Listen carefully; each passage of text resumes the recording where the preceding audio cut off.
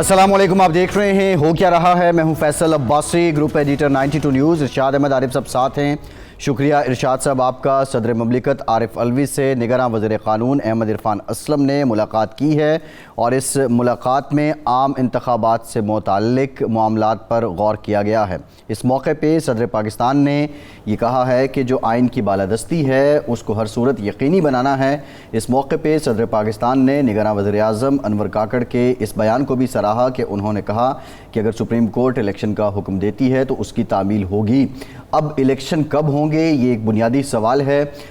इस वक्त मुस्लिम लीग नून के अलावा पाकिस्तान की बेशतर सियासी जमातें ये मुतालबा करती नज़र आ रही हैं कि 90 दिन में इलेक्शन हो जाने चाहिए, लेकिन ज़मीनी हक़ाइक़ को देखें तो 90 दिन में इलेक्शन होते नज़र नहीं आते हैं। बज़ाहिर कुछ लोगों का जो सियासी मुबस्सिरीन हैं, तज्ज़ियाकार हैं, वो ये भी कहते हैं कि 90 दिन के मुतालबे में ये सियासी जमातें इस बात को यकीनी बनाना चाहती हैं कि जनवरी या फरवरी में ही इलेक्शन हो जाएँ, क्योंकि ये ख़दशात मौजूद हैं सियासी हलकों में कि शायद इलेक्शन आगे भी जा सकते हैं और पंजाब और KP के मॉडल के तहत ये निगरान हुकूमत आगे भी इसकी मुद्दत में इजाफा भी हो सकता है। ये इंतहाई अहम पेशरफ्त है, लेकिन इसके साथ साथ अहम नुक्ता ये है कि इलेक्शन की तारीख देना किसका इख्तियार है। वैसे तो सियासी जमातों ने अदालत से रुजू किया, लेकिन अभी तक सदर पाकिस्तान ने इस ज़िम्न में सुप्रीम कोर्ट से रुजू नहीं किया है। आया जो स्टेक होल्डर्स हैं उनके बीच कोई म्यूचुअल कंसेंट हो जाएगा, बामी मुशावरत के बाद ये मामला भी हल हो जाएगा, या फिर ये मामला तूल पकड़ेगा, ये सवाल अभी बाकी है।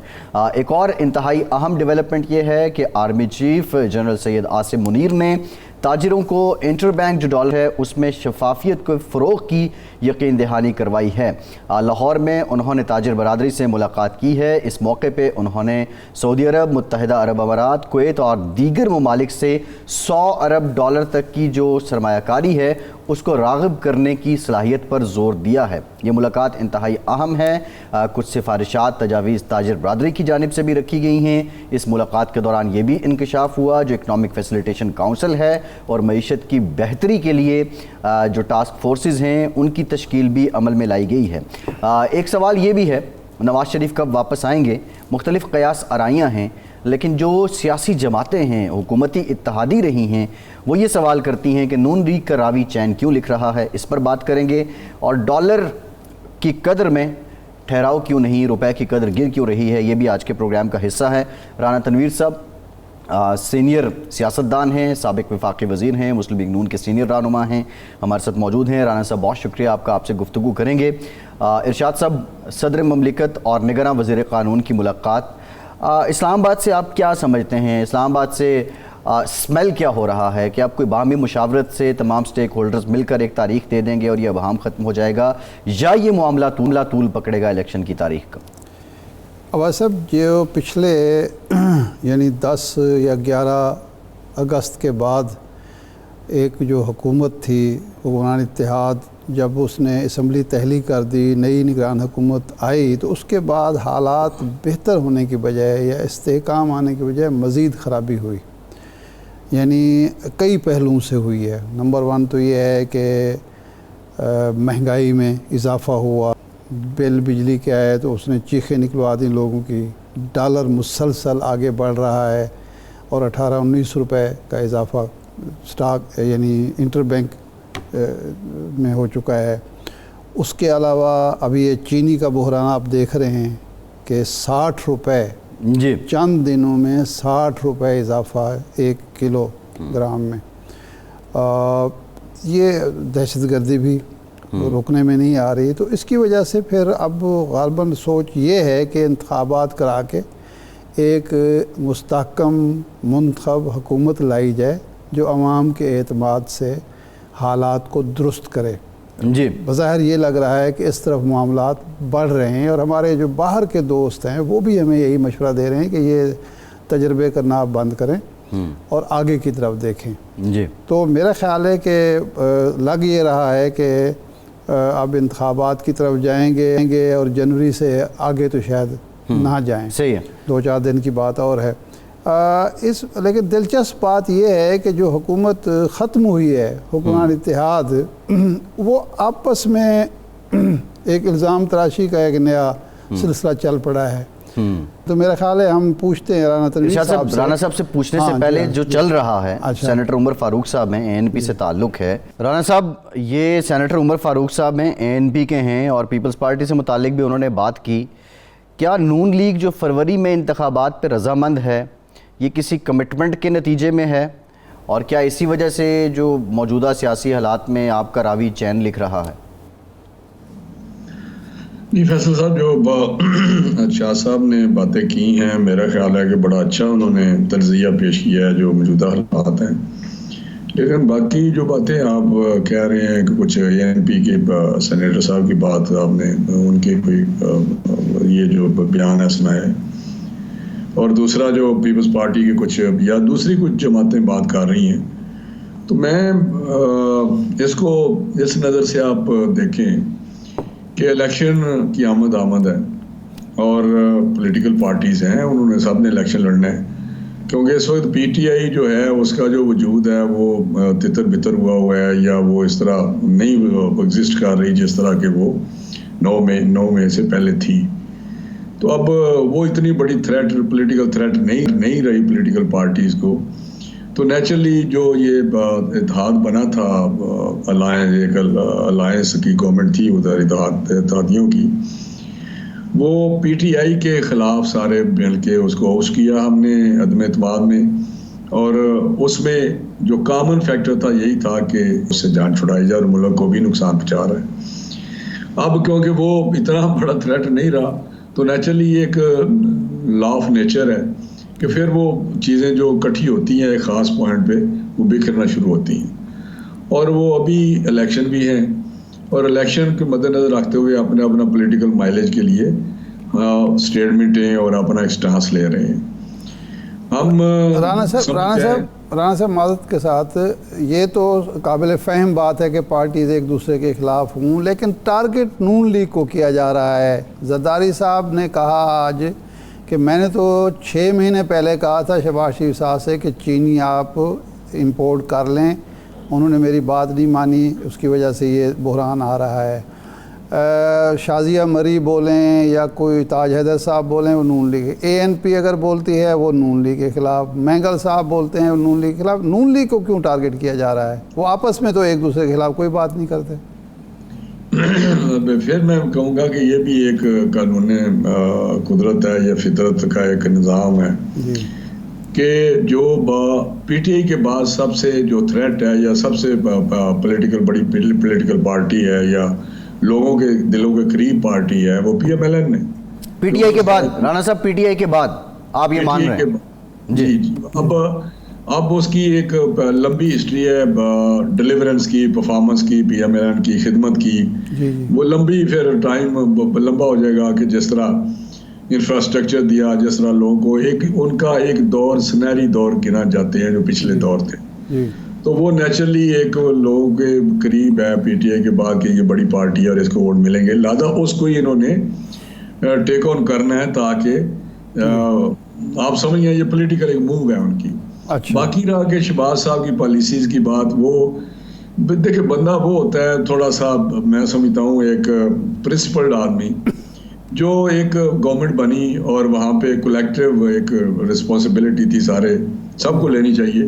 لیکن مجھے پتہ ہے کہ جتنے PPP کے منسٹر تھے انکلوڈنگ شہری رحمان, شازیہ مری صاحبہ, نوید قمر صاحبہ, بس ہے سارے کے سارے جتنے میں سب کے نام لوں, وہ پریزنگ شہباز صاحب لائک اینی تھنگ. شاید وہ بلاول کی یا بھٹو کی اتنی تعریف نہ کرتے, میں کیا بتا رہا ہوں. اچھا, وہ کہتا ہے جی کہ yet to see a prime minister like Shehbaz صاحب. اچھا, تو شہباز صاحب آؤٹ کلاس مطلب کلاس کرتے تھے ان کو سارے پرائم منسٹرز کی پرفارمنس کو بقول ہونے کے. جی بہرحال اس کو تو نہیں, یہ رانا صاحب خوشامد کا نتیجہ تھا جو وزیر اعظم صاحب شہباز شریف صاحب اس وقت کے وزیر اعظم اسمبلی میں کھڑے ہو کے پیپلز پارٹی سے نوید قمر مانگ رہے تھے کہ یہ ہمیں دے دیں.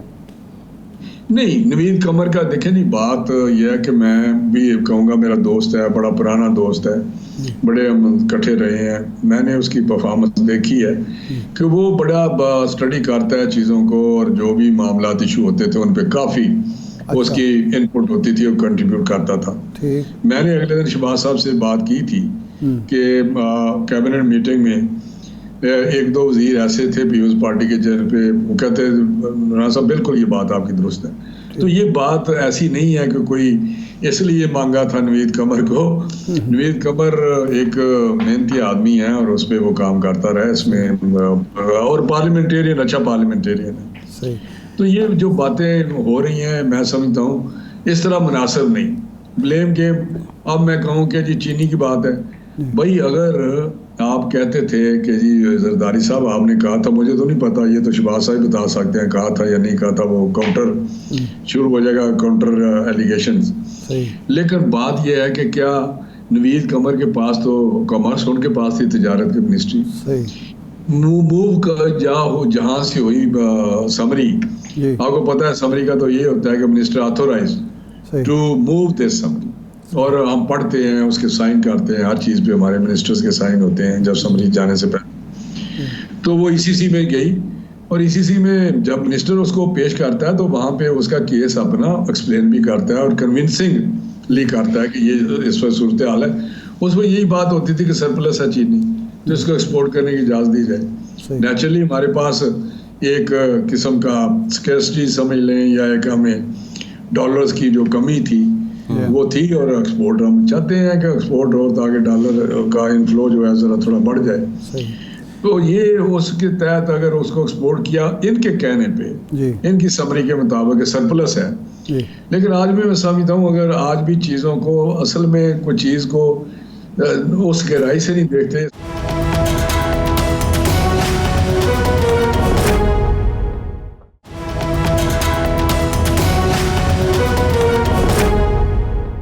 کیا وجہ ہوئی جب ڈار صاحب نے کہا کہ جی ہم نے پٹلی پر ملک کو چڑھا دیا ہے, IMF کا سٹینڈ بائی پروگرام لے لیا ہے, ڈالر کو مستحکم کر دیا ہے, 14 ارب ڈالر کے ہمارے ریزرو ہو گئے ہیں. جو ہی حکومت آپ کی ختم ہوتی ہے ڈالر بے قابو ہو جاتا ہے, چینی بے قابو ہو جاتی ہے, بجلی بے قابو ہو جاتی ہے, ایک شور مچتا ہے, پوری قوم آپ خود سمجھتے ہیں ہلکے کے آدمی ہیں کہ وہاں کیا صورتحال ہے, کس طرح کے بل آ رہے ہیں. تو یہ جو حکومت آئی ہے یہ اس کی نااہلی ہے یا جو آپ نے کچھ روکا ہوا تھا کہ اگلی حکومت بھگتے گی اس کا نتیجہ ہے, اس پالیسی کا نتیجہ ہے؟ نہیں, ہم نے شاہ صاحب کبھی بھی کارپیٹ کے نیچے نہیں چیزوں کو ڈالا.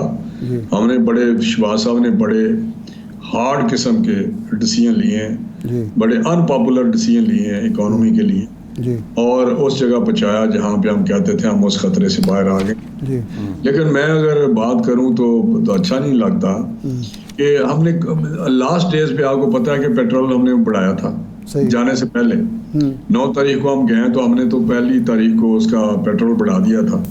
تو اس وقت بھی یہ بات ہوئی تھی جب جا ہی رہے تھے تو اس کی ضرورت کیا تھی, جو کریٹیسزم ہم پہ آیا. لیکن ہم نے کبھی بھی جو ڈیسیژن لینے تھے وہ ڈیسیژن لیتے رہے, اور ڈار صاحب نے کوئی ان کی مینجمنٹ بہت بہتر تھی.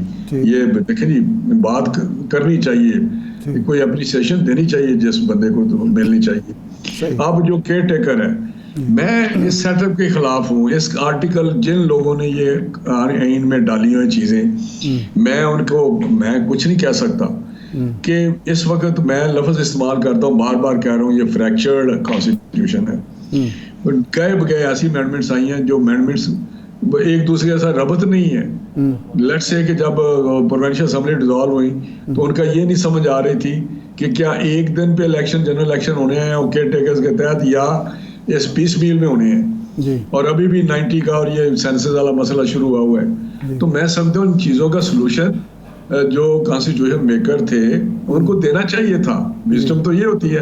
اب کیئر ٹیکر کا دیکھیں, دنیا میں کون سا ملک ہے جو بنگلہ دیش میں تھا وہاں ختم ہوگی جہاں کیئر ٹیکر ہوتے ہیں. اللہ کے واسطے یہ کیئر ٹیکر تو ہم لائے کہ ہم اس قابل نہیں ہیں کہ نیوٹرل اور فیئر اینڈ فری الیکشن کرا سکیں. کیبنٹ اگر وہی پرانی کنٹینیو کرے تو. لیکن ہوا کیا, کون سا الیکشن ہے جو کیئر ٹیکر کے تحت فیئر اینڈ فری ہوا ہے؟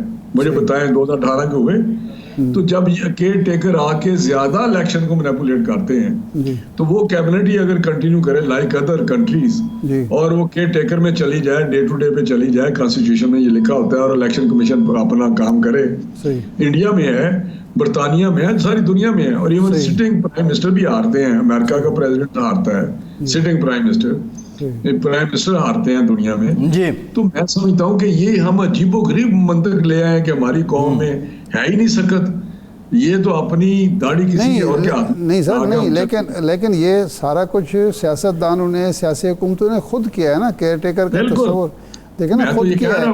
اگر یہ فیئر اینڈ فری الیکشن خود کرا دیں تو اس کے بعد تو کسی کو اعتراض نہیں ہوگا کہ نہیں جی نگران حکومت آئے. دیکھیں نا, آپ جاتے جاتے آپ نے کئی 100 ارب کے ترقیاتی فنڈز دے دیے جانے والے ایم این ایز کو, سینیٹرز کو, ایم پی ایز کو.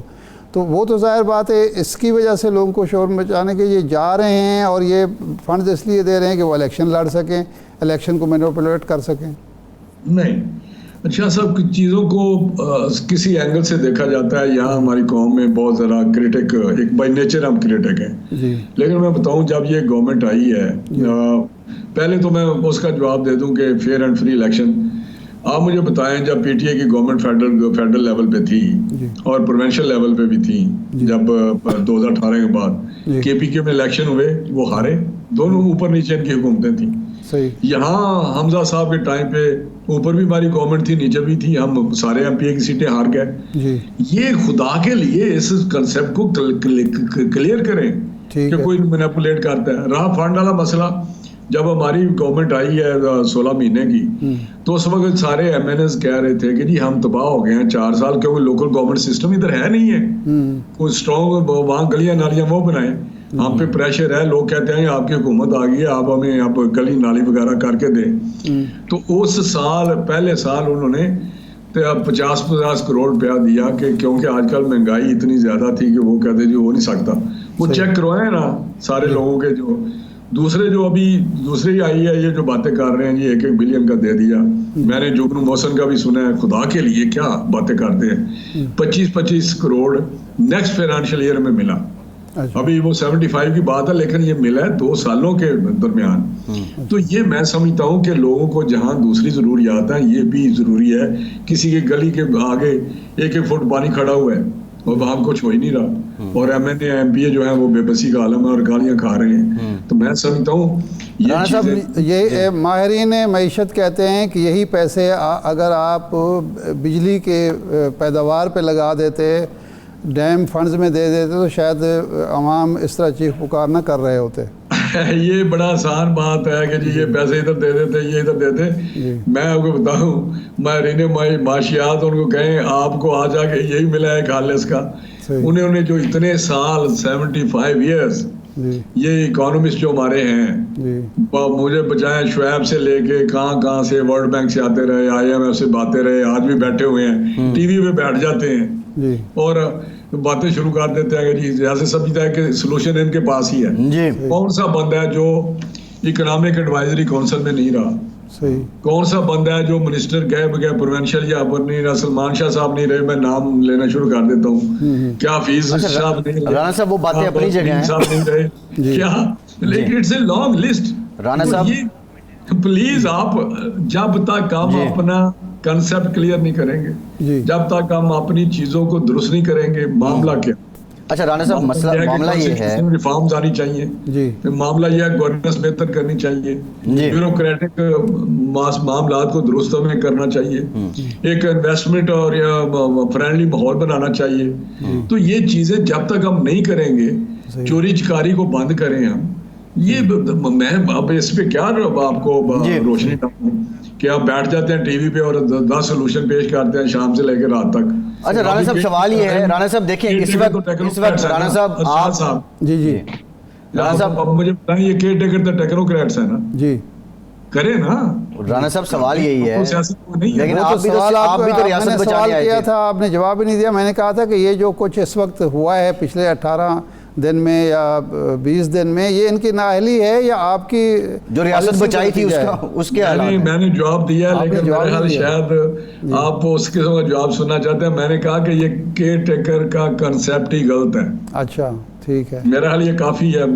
لیکن رانا صاحب عمر فاروق صاحب نے یہ کہا ہے کہ شہباز شریف صاحب نے انوار الحق کاکڑ صاحب کو فائنلائز تب کیا ان کے نام پہ دستخط تب کیے جب انہوں نے یہ کمٹمنٹ لے لی شہباز شریف صاحب نے کہ اگلی حکومت نون لیگ کی ہوگی، اور اسی سلسلے میں اب آپ سکھ چین سے بیٹھے ہوئے ہیں. کیا کمٹمنٹ ہے جو شروع میں ہم بات کرنا چاہ رہے تھے؟ فیصل صاحب جتنی منہ اتنی باتیں.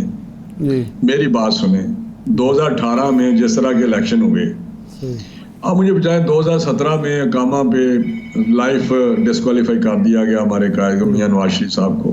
ایک چلتا ترقی کرتا خوشحال پاکستان تباہ کر دیا. چھوڑیں اس بات کو بھی.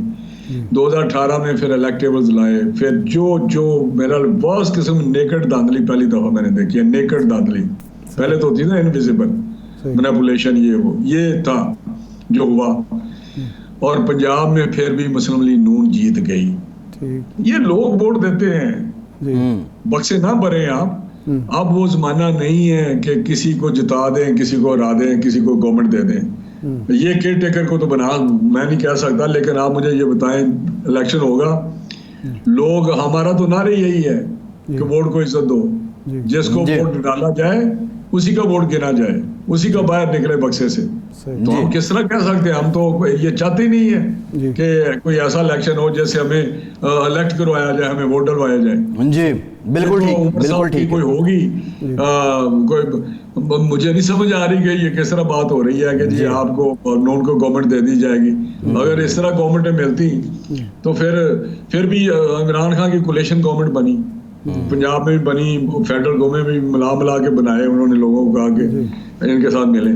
جی مطلب اس طرح نہیں ہوتے الیکشن جس طرح یہ کہہ رہے ہیں. جی ٹھیک ہے، بالکل ٹھیک ہے. رانا صاحب بہت شکریہ آپ کا. رانا تنویر صاحب ہمارے ساتھ موجود تھے. ایک بریک کے بعد بات کریں گے. لوگ ووٹ دیتے ہیں لیکن جو لوگوں کے معاشی حالات ہیں اس میں لوگوں کے پاس آپشن کیا ہے، یہ بھی تو ایک سوال ہے. بریک کے بعد بات کرتے ہیں.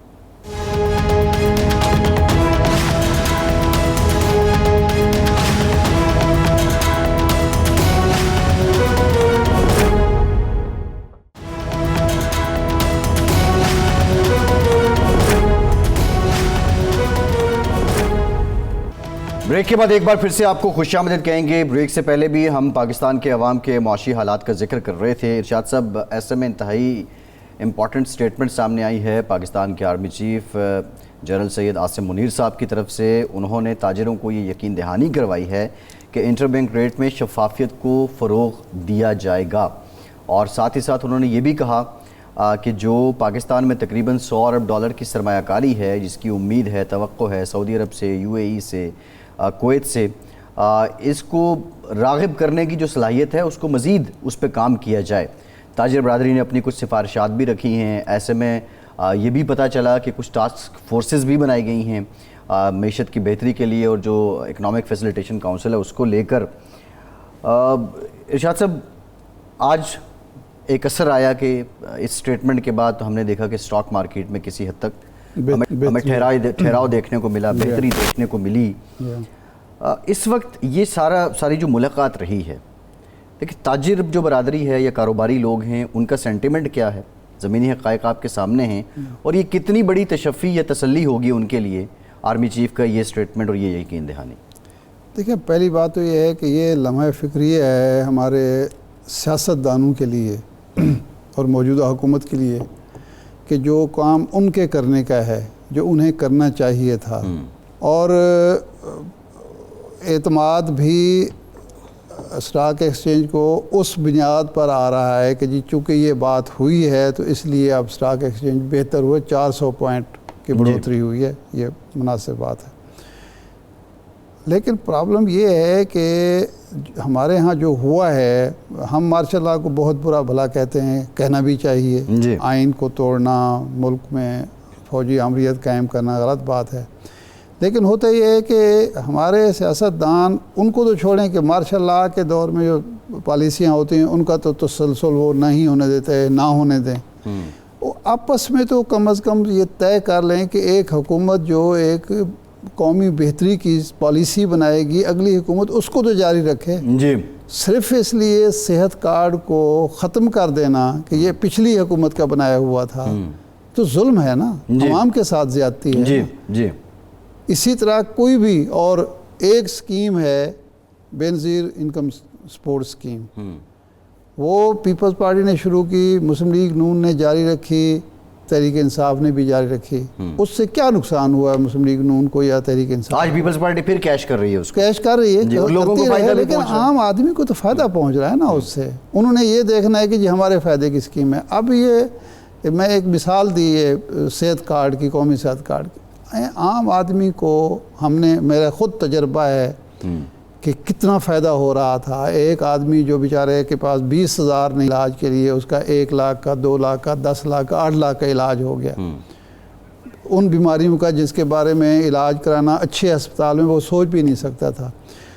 इसी तरह ये जो पॉलिसीज़ होती हैं, इकनॉमिक पॉलिसीज़ होती हैं, एक हुकूमत एक पॉलिसी बनाती है, वो जब कामयाबी के सिरे चढ़ती है, वो बेल बंडे चढ़ती है, वो जनाब दूसरी हुकूमत आ जाती है, उसी स्टॉप कर देती है, वो नई पॉलिसी ले आके तजर्बे में लोगों के अरबों खरबों रुपए डूब जाते हैं, लोग कंगाल हो जाते हैं। तो इसलिए सियासतदानों को माजी में जो हो चुका अब हो चुका, आगे के लिए सोचना चाहिए कि आगे क्या होगा, क्या पॉलिसियों का तसलसल होगा या नहीं होगा। बिल्कुल ठीक है। जितने ममालिक में तरक्की हुई है उसमें बुनियादी चीज़ ये थी कि जब मनमोहन सिंह ने एक पॉलिसी बनाई जी, तो उसके बाद जो दूसरी हुकूमत आई उसने मनमोहन सिंह को बाकायदा लिया, हुकूमत में शामिल किया जी। और कॉलिन पावल को जब वज़ीर बनाया गया एक हुकूमत में, तो दूसरी हुकूमत ने भी उसको वज़ीर रखा जी। ये होता है हुब्बुल वतनी का जज्बा, अवाम की मोहब्बत, अवाम के साथ। ज़रा इस पे हम आते हैं, इस पे हम ज़रा तफसीलन बात भी करते हैं। लेकिन जो डॉलर कहानी है, इसका किरदार तो हमें पता है पाकिस्तान की मईशत का, बल्कि दुनिया भर की मईशत में इंतहाई अहम करेंसी है। मलिक बोस्तान साहब हमारे साथ मौजूद हैं, चेयरमैन हैं फॉरेक्स ट्रेडिंग एसोसिएशन के। मलिक साहब बहुत शुक्रिया आपका। मलिक साहब, आप ही की स्टेटमेंट थी हमारे प्रोग्राम में, दीगर टेलीविज़न चैनल्स पे भी आपने कहा था कि जब IMF का प्रोग्राम आ जाएगा तो ये डॉलर 240-250 के करीब आ जाएगा। लेकिन अब हम देख रहे हैं वही कहानी है, सिर्फ ये है कि 300 से ऊपर चला गया, डिफरेंस भी इंटर बैंक और ओपन मार्केट का उतना ही ज़्यादा है। ये क्यों ना हो सका 240-45 वाला ख्वाब ताबीर? वो क्या था लेकिन यू टर्न डॉलर ने मार दिया। देखा जुलाई में डॉलर का रेट 320 से कम होके 270 पे आ गया था। फिर थोड़ा ही फर्क था ना, 20 रुपए का फर्क रह गया था, 250 का हमने कहा था और ये हो जाना था। लेकिन IMF को मैदा जो था वो गले पड़ गया, वो गले का फंदे बन गया, मैं तो उससे कहता हूँ। उन्होंने ये शर्त आयद कर दी कि जितने भी बैंक हैं वो फ्री मार्केट को फॉलो करेंगे। अलग फ्री मार्केट टोटल 10% का वॉल्यूम है, 90% को उसके पीछे लगा दिया। अब वो जो है उसके लिए जो है जितने भी हमारे इम्पोर्टर हैं उन्होंने एक माफिया वजूद में आ चुकी है। और जब से ये कंटेनर खड़े हुए हैं और उनका क्या हो रहा है कि वो अब हवाले से पेमेंट लेते हैं और वहां से पेमेंट सेटल करते हैं और अपना माल भेज देते हैं। और बैंकों जो है दफर पेमेंट कर करके उनको जो है जनाजा निकल गया। इतने पेमेंट अगर रश है इस वक्त बैंकों पे, जब से IMF ने ये पाबंदी हटवाई है लग्जरी आइटम पे, कोई भी पोर्ट पे पाबंदी ना लगाएं, बैंकों की स्वाबदीद पे छोड़ दी है। तो अब जो हमारे इम्पोर्टर है वो वहां से पेमेंट करके भेज रहे हैं और डेफर करा के उन्होंने साइकिल बना लिए। मलिक साहब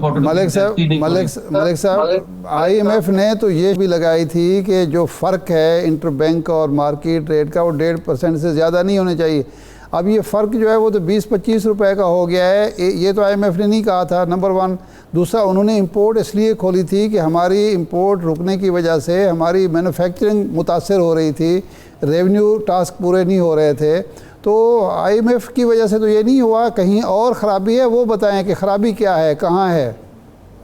खराबी की जड़ IMF है जी। उसने क्यों ऐसा, जब हमारी इंपोर्ट है 8 अरब डॉलर, एक्सपोर्ट हमारी 2 अरब डॉलर है, वर्कर 4 अरब डॉलर हम कहाँ से लाएंगे? ना तो हमें लोन देते हैं, ना हमें गैर जरूरी चीजों पे पाबंदी लगाने देते हैं। हम जाए तो जाए कहाँ? वो तो किसी हाल में खुश नहीं है। अब आप कैसे मैनेज करेंगे बताए ना? आपको इंपोर्ट, लेकिन मलिक साहब आप ही कहते थे IMF प्रोग्राम आने के बाद इसमें इस्तेहकाम आ जाएगा। अब IMF खराबी की जड़ हो गया। नहीं, लेकिन ये शर्त हुकूमत को माननी नहीं चाहिए, इससे तो बेहतर था जो शर्त मान के अपने गले का फंदा बना लिया है, इम्पोर्ट को फ्री कर दिया। इम्पोर्ट आप कहाँ से पैसे लाएंगे बताए ना? आप 8 अरब डॉलर कहाँ से लाएंगे? आपको लाजमी अपनी डिमांड कम करनी है और अपने एक्सपोर्ट बढ़ानी है, तब इस दलदल से निकल सकते हैं। آپ اسی طرح غیر ضروری چیزیں امپورٹ کرتے ہیں، اور موبائل غیر ضروری اور دوسری لگژری چیزیں وہ ساری آنا شروع ہو گئیں۔ نہیں، آپ ملک صاحب حوالہ ہنڈی کی بات تو کر رہے ہیں، وہ بھی ایک وجہ ہے، لیکن یہ جو سپیکولیشن ہوتی ہے وہ مارکیٹ سپیکولیشن پر جو چلتی ہے، یہ بھی تو ایک جرم ہے نا۔ اس کے تدارک کے لیے آپ کی ایسوسیشن نے کیا ہے؟ ہماری ایسوسیشن بیچاری نے کیا کرنا، ہمارے تو اتنے انہوں نے پابندیاں لگا دی، ہمارے پاس تو کلائنٹ اب آتے ہی نہیں ہیں، وہ کہتے ہیں آپ تو ایسے ہمیں ڈالر دے رہے ہیں جیسے ہم آپ سے بھیک مانگنے آتے ہیں یا ادھار لینے آتے ہیں۔ اس کے ہم نے بیٹھک بھی کرنا ہے، اس کا ہم نے ویڈیو بھی بنانی ہے، اس کا سورس بھی لینا ہے، اور $10,000 سے زیادہ دینے بھی نہیں ہیں، وہ سارے کے سارے بلیک مارکیٹ میں چلے گئے ہیں۔ اور اس کے علاوہ بزنس کونسل نے پچھلے ہفتے آپ کو پتا ہے ایک اسٹیٹمنٹ دی ہے، پاکستانیوں کا جو ہے بڑے جو پلیئر ہیں ان کے 9,000 ارب بینکوں سے باہر، وہ پوری مارکیٹ کو انہوں نے یرغمال بنایا ہوا ہے۔ وہ چاہتے ہیں تو چھٹے پہ کر لیتے ہیں، سونے پہ سٹا کرتے ہیں یا ڈالر پہ کرتے ہیں۔ یا اب چینی دیکھو، چینی ہمارے پاس 23 ملین جو ہے ٹن پڑی ہے، لیکن یہ پورے سال سے زیادہ کا والیوم ہے، لیکن سٹاک انہوں نے اکٹھا کر لیا اور 200 سے اوپر اس کا ریٹ چلا گیا۔ تو یہ ساری ان چیزوں پہ سٹے بازی کرتے ہیں، یا ڈالر پہ تاکہ پاکستان کی معیشت خراب ہو، یا پھر اندوزی کر کے ضروری چیزوں پہ کرتے ہیں۔ تو ان کے خلاف ایکشن ہونا چاہیے۔ انہوں نے پورے پاکستان کو جو ہے بیڑا غرق کر دیا اور انہوں نے اسی ملک سے ملک صاحب اس کا مطلب ہے کہ حکومت سٹے بازی کو روک نہیں پا رہی، جس کی وجہ سے یہ ساری قیامت ڈھائی ہوئی ہے۔ یہ ناسور ہے، میں کہتا ہوں یہ ملک کا ناسور ہے، بڑے بڑے جتنے پلیئر ہیں، اور اسی طرح ان پلیئروں نے پاکستان کی یرغمال بنائی، ان کے خلاف ایکشن ہونے چاہیے ان کا۔ اور یہ کیا نان سینس ہے، آپ کو کہتے ہیں جی فائلر ہے، نان فائلر ہے، بھائی ختم کریں نان فائلر کو، جو بھی وہ فائلر ہونا چاہیے۔ ٹھیک ہے ملک صاحب، ایک بریک لیتے ہیں ملک صاحب، گفتگو کا سلسلہ یہیں سے جوڑیں گے، ہمارے ساتھ رہیے۔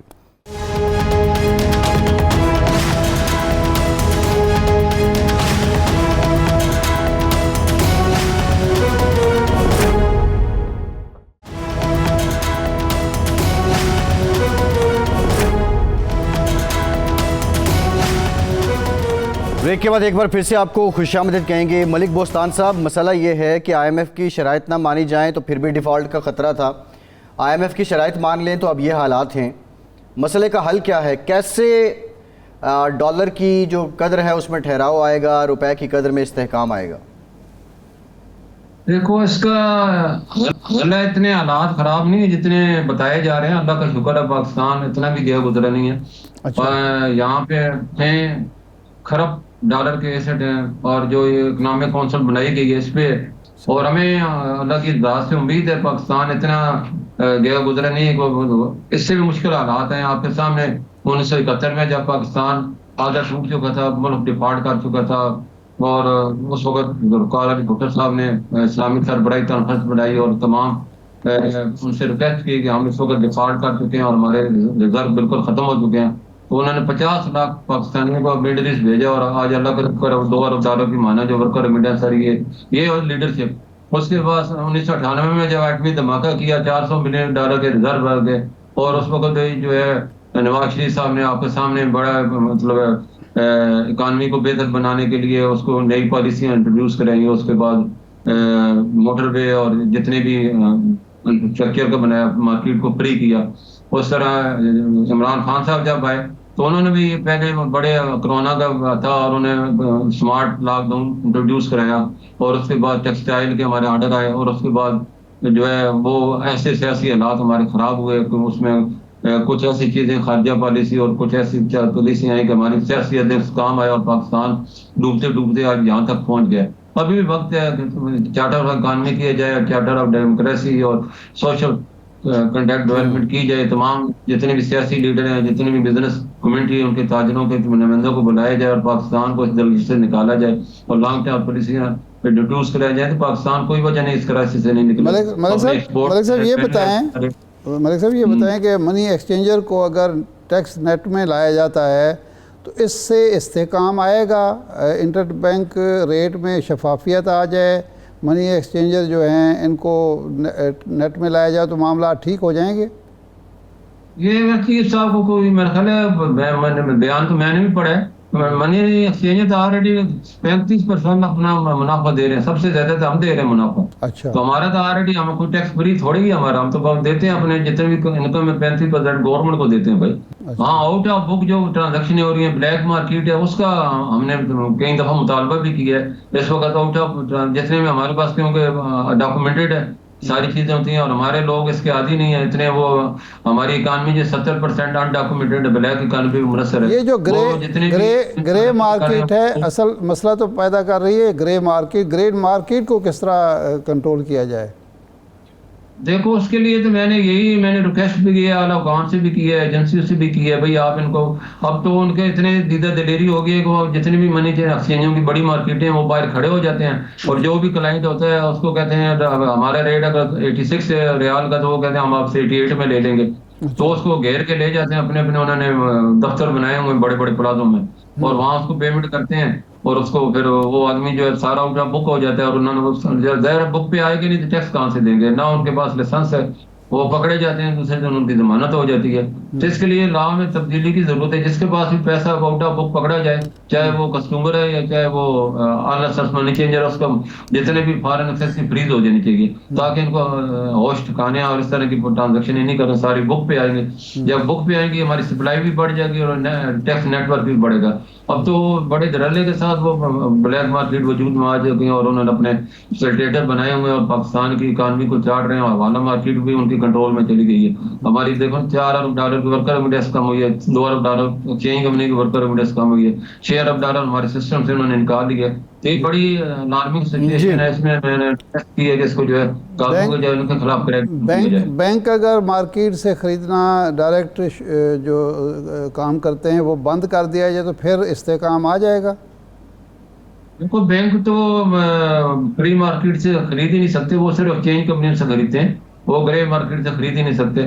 تو وہ بینکوں کا نہیں، اصل مسئلہ ایجنسیوں کا ہے جو کہ ڈالر کی سمگلنگ ہو رہی ہے. جس طرح یہاں سے لوگ جو ہے وان ٹرازن جو جب سے حکومت نے 400 سے 600% ڈیوٹیاں امپورٹ پہ لگائی ہیں، اور ہمارے امپورٹروں نے کیا کیا ہے، انہوں نے وان ٹرازن کے جو ڈیوٹی فری ہے اس کے نام پہ امپورٹ کرتے ہیں حوالہ مارکیٹ سے خرید کے، یہاں سے افغانستان بھیجتے ہیں اور وہاں سے واپس لے آتے ہیں. اور تمام سٹور آپ دیکھو سپر سٹور بڑے بڑے فارن، ہمارے لوگوں کو بھی دیکھو نا، وہ ان کو پاکستانی چیزوں تو پسند ہی نہیں، ہاتھ ہی فارن چیزوں پہ رکھتے ہیں، جس کی وجہ سے ان کو ضرورت ہے اگر ہم لوگ بھی بائیکاٹ کریں پاکستانی چیزیں خریدیں تو ہمیں یہ دن نہ دیکھنے پڑے.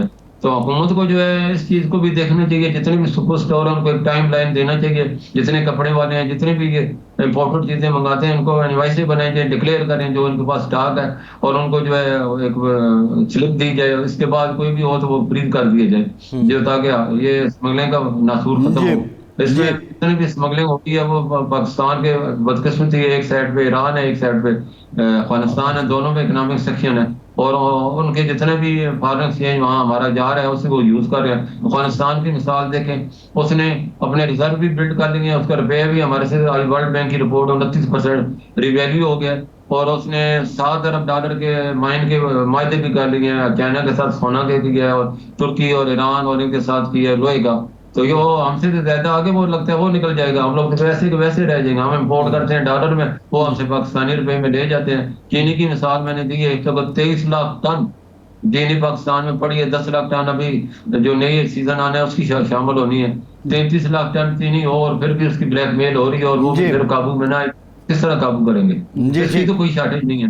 یہ کس طرح اتنی قیمتیں بڑھتی جا رہی ہیں؟ جی بالکل ٹھیک، بہت شکریہ ملک بوستان صاحب، آپ کے وقت کا آپ موجود تھے. ارشاد صاحب، ایک تو یہ ملک صاحب نے بات بتائی، دوسرا جو اب حالات ہیں، یہ جو معاشی حالات ہیں ارشاد صاحب، اور ساتھ جو الیکشن کی ڈیمانڈ ہے، آپ سمجھتے ہیں کہ جنوری فروری میں اب جو باتیں بھی ہو رہی ہیں الیکشن جنوری فروری تک ہو جائیں گے، اور یہ حالات منتخب حکومت ہی آ کر وہی سنبھالا دے سکتی ہے، اور انٹرم گورنمنٹ جو اس وقت کر رہی ہے، کیونکہ اتنے اختیارات تو نہیں ہیں ان کے پاس، جیسا ابھی کہہ رہے ہیں قانون سازی کریں والا ہونے کی. ایشو اختیارات کا نہیں ہے، ایشو ہے اعتماد کا. یہ جو دنیا میں ایک تجربہ ہوا کہ اس وقت تک ٹیکس بھی نہیں ہوگا جب تک ہمارا اقتدار میں شراکت نہیں ہوگی، اس وقت تک ہم ٹیکس نہیں دیں گے. تو عوام جب کسی شخص کو، کسی پارٹی کو کوئی حق کے اقتدار دیتے ہیں وہ اس کی پشت پناہی بھی کرتے ہیں۔ عوام کو یہ اعتماد ہوتا ہے کہ ہم نے جس کو منتخب کیا ہے وہ ہماری بھلائی کے بارے میں سوچے گا، اور اگر نہیں سوچے گا تو ہم اس کا گریبان پکڑیں گے۔ یہ ہے بنیادی فلسفہ جمہوریت کا۔ جب ایک حکومت کے بارے میں عوام کو یہ معلوم ہے کہ ہماری منتخب حکومت نہیں ہے تو وہ اعتماد کی سطح بلند نہیں ہو سکتی، اعتماد کا وہ عالم نہیں ہو سکتا، ٹھیک ہے۔ اور اس وقت تو بالکل نہیں ہو سکتا جب یہ پتہ ہی نہ ہو کہ الیکشن کب ہونے والا ہے۔ یہ جو نگران حکومت کو 60 دن کے لیے 90 دن کے لیے برداشت کیا جاتا ہے وہ یہ ہوتا ہے کہ یہ ایک شفاف انتخابات کرائے گی اور ہمیں موقع دے گی اور ہم اپنے نمائندوں کو واپس لا کے ان سے کام لیں گے اور وہ کام صحیح کریں گے۔ عام طور پر سوال کیا جاتا ہے کہ یہ ایک حکومت منتخب بھی ہو جاتی ہے پھر وہ بھی صحیح کام نہ کرے۔ بھائی صحیح کام وہ جو ووٹ دیں گے وہ کرائیں گے، وہ سیدھا کر دیں گے اس کو، بشرطے کہ وہ جو لائے گئے ہوں یا آئے ہوں وہ عوام کے لائے ہوئے ہوں۔ ایک تو پہلے۔ دوسرا یہ ہوتا ہے کہ دنیا میں اس کی ساکھ ہوتی ہے، پتہ ہوتا ہے کہ جی یہ اگلے 5 سال کے لیے ہیں۔ وہ معاہدے بھی ہو جاتے ہیں، 5 سال بڑا ٹائم ہوتا ہے، کاروبار میں بڑا ٹائم ہوتا ہے، معاہدے بھی ہو رہے ہوتے ہیں، انویسٹمنٹ بھی ہو رہے تھے، سارا کچھ ان کی پالیسیوں کا بھی پتہ ہوتا ہے۔ وہ ایک منشور دے کے آئے ہوتے ہیں، وہ لوگوں نے پڑھے ہوتے ہیں، دیکھے ہوتے ہیں کہ جی ان کی اکنامک پالیسی کیا ہے، ان کی لیبر پالیسی کیا ہے، ان کی دوسری پالیسیز کیا ہیں۔ تو جتنا آپ دیر کریں گے نقصان کریں گے، ایک بات۔ دوسری بات یہ ہے کہ 18 دن میں 20 دن میں نظر تو آ گیا کہ کل وزیر اعظم ایک انٹرویو میں کہہ رہے تھے کہ جی میں تو پھنسا ہوا ہوں یہ بجلی کے بلوں میں اور اس کے مسئلے میں۔ اس لیے آپ پھنسے ہوئے ہیں کہ آپ نے جو کیبنٹ بنائی ہے، جو اجلاس کیے ہیں، آپ نے ڈسکشن کی ہے، ابھی تک حل تک نہیں پہنچے کسی مسئلے کے بھی، حل پیش نہیں کیا۔ پرابلم یہی ہے۔ ارشاد صاحب پروگرام کا ٹائم ختم ہو گیا، بہت شکریہ، آج کے پروگرام سے اتنی اجازت دیجیے۔